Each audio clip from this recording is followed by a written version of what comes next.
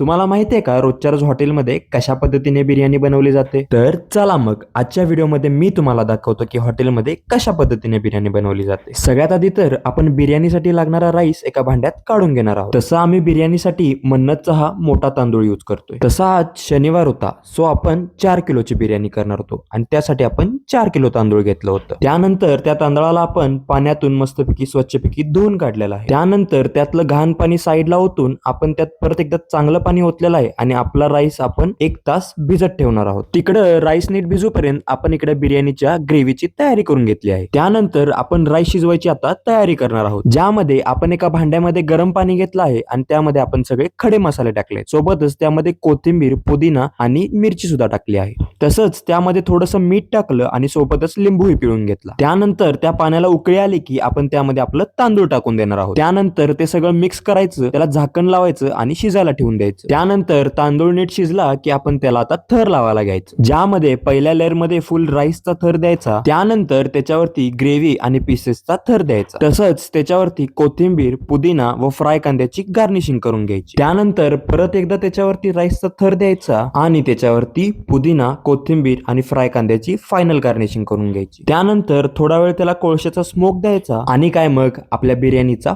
Final look बघून घ्यायचा. आणि हा फॉलो करायला विसरू नका.